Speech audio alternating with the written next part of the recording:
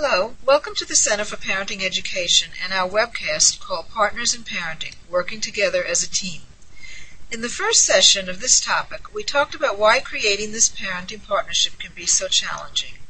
In this section, we'll give you many tips, tools, skills, and attitudes that will help you be successful in creating an effective partnership with the people with whom you are co-parenting.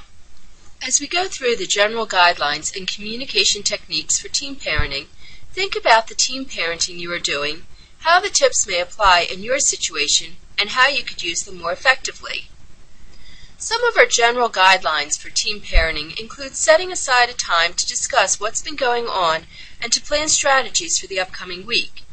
If one parent wants to try a new approach, he or she can ask the other parent for support or at least non-interference.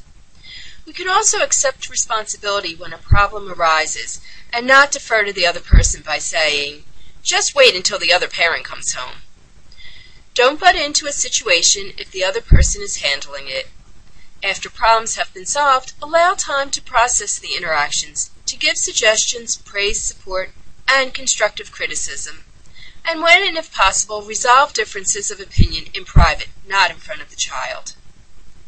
If parents can't agree, one parent may need to back down temporarily. Remember that each parent can have certain rules which are unique for his interactions with the children. Both parents don't have to agree on everything. These differences should be on the less important issues.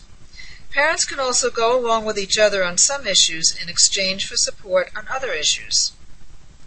When a child seeks one adult's support against the other, the parent can validate the child's reactions, feelings, and perceptions. He can also encourage the child to work out conflict directly with the other parent and can offer to help the child to present his feelings, but remember to remain objective and don't take sides. There are also team communication skills that are specific to working with another parent. First is to stick with the issue. Don't get sidetracked. Don't bring up other complaints. Stay in the now. Also, discuss one issue at a time. If you feel that a partner really seems to be attacking, blaming, or disrespectful, ask him or her to speak in a more respectful tone. Use active listening techniques. This is an important skill, probably the most important communication skill you can learn. It is a way of listening that lets the speaker know that you understand what they're saying, you accept their perspective, and you're not judging them. It doesn't mean that you necessarily agree with the person, but that you're available to hear their thoughts and feelings. Using active listening often deflates tension and defensiveness and goes a long way toward creating a cooperative atmosphere. This involves talking directly, acknowledging the validity of the other person's remarks, and refocusing the discussion.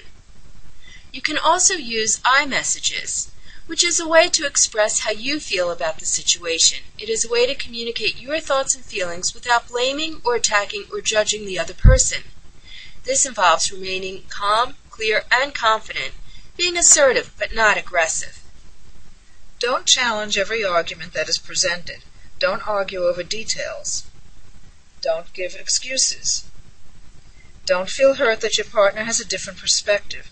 Don't take offense at how your partner is talking to you as long as it's respectful. Don't assign blame. Appreciate that there is some legitimate reason for almost every behavior. Avoid lecturing. Stay with concrete behavioral details. Avoid using a middleman.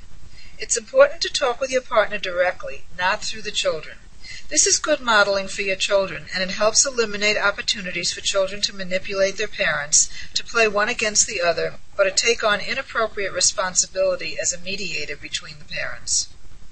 Communicate your reactions toward your partner in a descriptive, non-judgmental way. For example, instead of saying, "You always overreact to things," you can say, "When Charlie didn't clear the table, you seemed to get very upset and angry."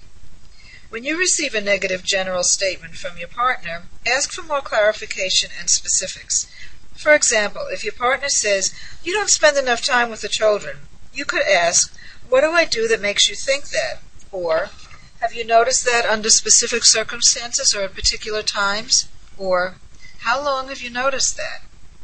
You can use the following ideas as a starting point for a general conversation with your partner about intentionally and deliberately creating a partnership as you raise your children. So some of the things you can discuss or explore are the traits that you value in your children, talking about the differences as well as the things you agree upon. Awareness of this can help you get on the same page with your partner about your goals for your children. You can also explore each of your families of origin, how each of you was raised, and how effective it was and how it's affecting you currently. You can describe what you think each of you does well in parenting, as well as areas in which you can grow. You can talk about how you can support one another to do the best job you can in raising your children. And as you discuss all of these issues, you can practice the teen communication guidelines and tips that you learned in this webcast. We hope that you enjoyed the podcast and that it offered you new ways to think about working with your co-parents to create a parenting partnership. Thank you for joining us.